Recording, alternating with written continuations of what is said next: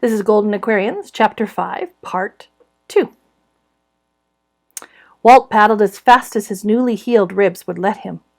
The canoe glided smoothly as if it were finding its own way home, the silvery thread of clear water unwinding ahead of him.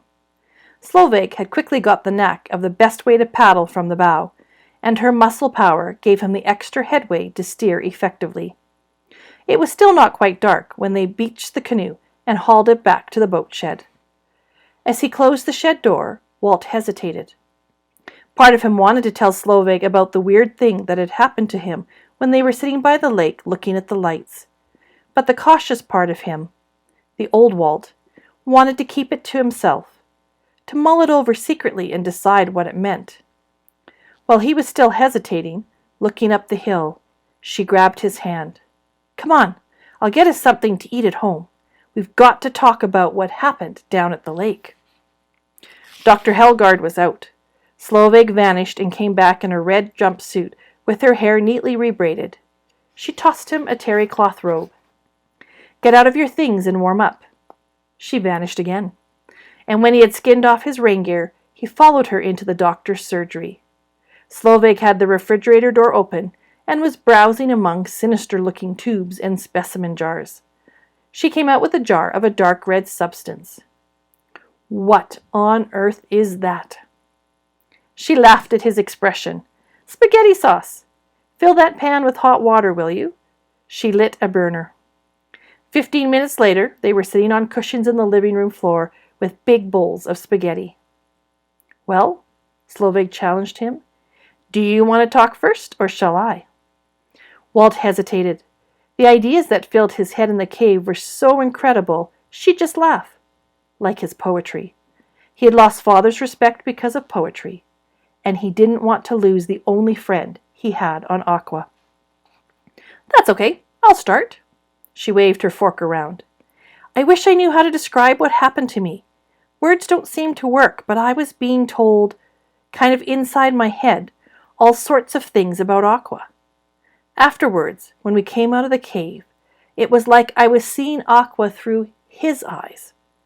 On the way back, I knew every twist of the river, like someone else was in my head, sharing his thoughts with me.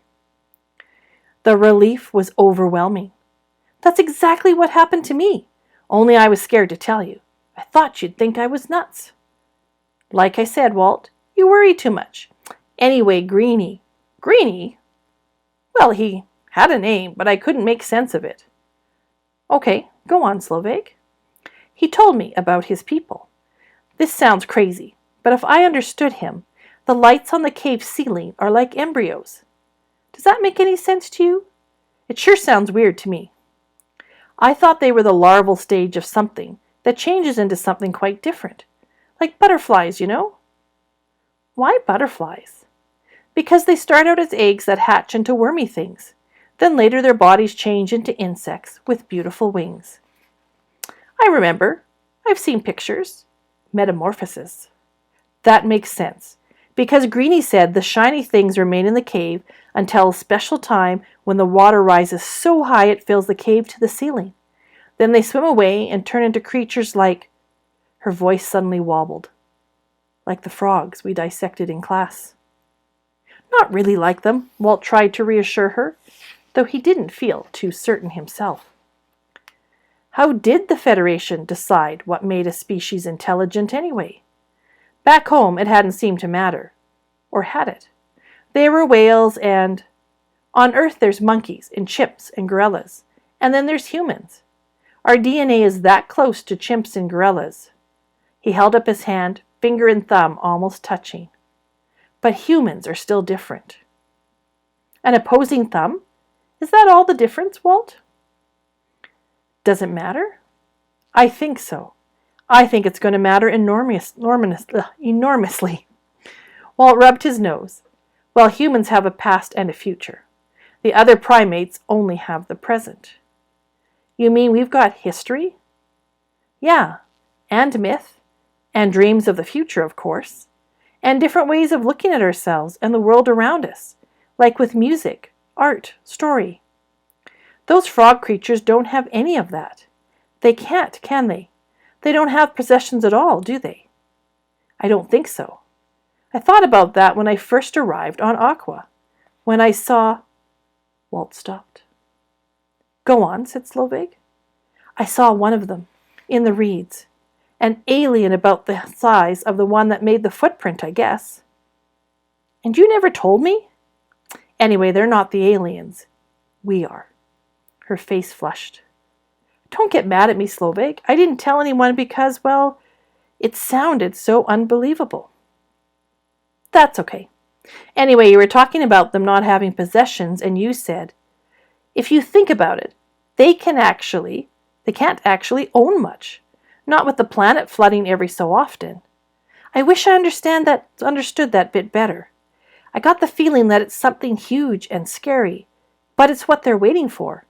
Because it's their real birth, like caterpillars becoming butterflies. Of course, that's just what humans think, I mean. Caterpillars can't think about it, can they? Or butterflies either, come to that. But frog people do communicate, Walt. Greenie managed to put all those facts in our heads, so it stands to reason that he can telepathize with each other, probably as clearly as us talking. Then there's the twined ribbon, like a cat's cradle, isn't it? A way of telling a story or leaving a message. They may not have books, but I'm sure they have stories. Walt mopped up the last of his sauce with a piece of bread. So we know two things that prove they're intelligent. Slovig began to laugh. 3, actually.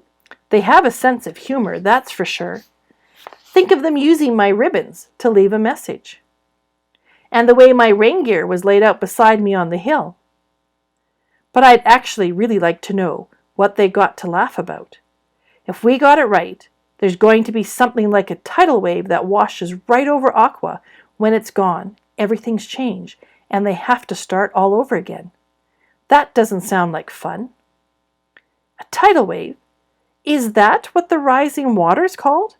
I couldn't figure that bit out. I come from Kawater, and that's a desert planet. On Earth, they usually happen after an undersea earthquake. There's some major shift, and the sea starts moving. The wave travels real fast, maybe 800 kilometers an hour, and grows up to 20 meters high. When it reaches the shore, it just piles up and rushes inland.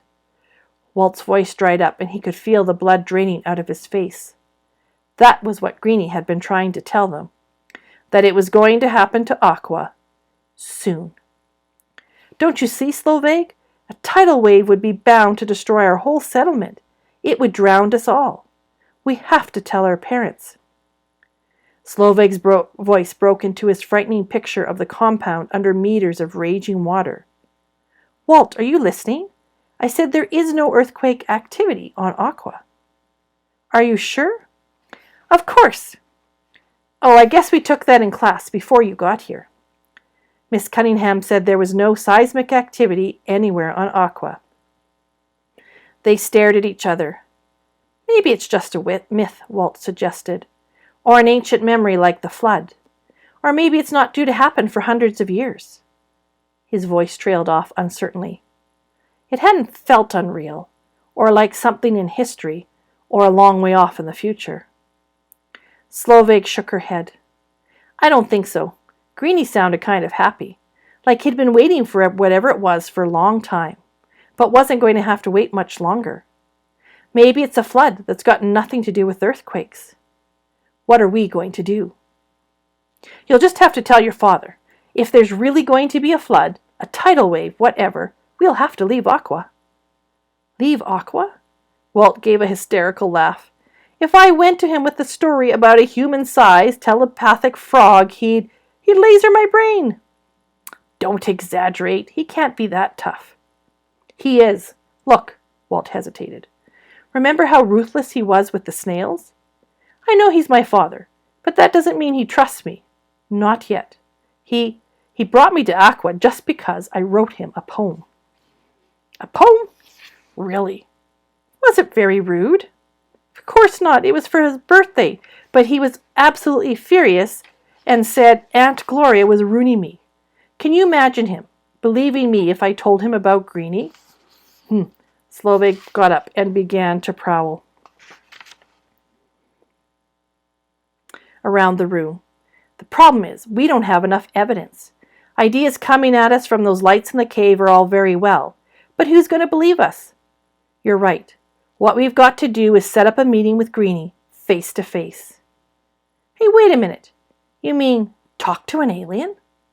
She was going too fast for him, like a roller coaster ride. He felt breathless and, he had to admit it, scared. The good feeling that had wrapped warmly around him in the cave had vanished. Now all he could think of were those alien eyes staring at him through the reeds. I told you before, Walter Elliot, we're the aliens here. Anyway, what are you afraid of? There's dozens of perfectly friendly, non-human species out in the galaxy. Not in Lethbridge, Alberta, there aren't. And I'd wish you'd quit being so bossy. I saw them first, and I found the cave. They glared at each other until Walt broke the silence with a muttered, "Sorry." Slovak sighed. "No, it's my fault. I know I'm bossy. Mum's always telling me, and I keep forgetting you're from Earth. I guess the idea of other intelligent species is kind of spooky, if you're only used to humans. Look, go ahead and say what you think we ought to do." Suppressing the obvious idea of saying nothing to anybody and pretending nothing had happened, Walt racked his brains for a scheme brilliant enough to impress her. She sat silently, chewing thoughtfully at the end of her braid. Walt found himself staring, and she blushed. "Sorry, Mum says it's a disgusting habit. I've nearly broken myself of it, honest." "Huh? No, I wasn't thinking of your ribbons. You're dead right. We've got to find a way to contact Greenie. Suppose we took the canoe out and tied your ribbons among the reeds out on the marsh. Do you think Greenie would get the idea?" "That's fantastic," said Slovak. "I don't know about that," he said modestly, rather pleased with it himself. Outside, the rain teemed down, and he found himself imagining a great wave racing around the planet. "I wonder how long we've got." How long? Before the tsunami, the tidal wave, or whatever it is. That's the end of Chapter 5, Part 2.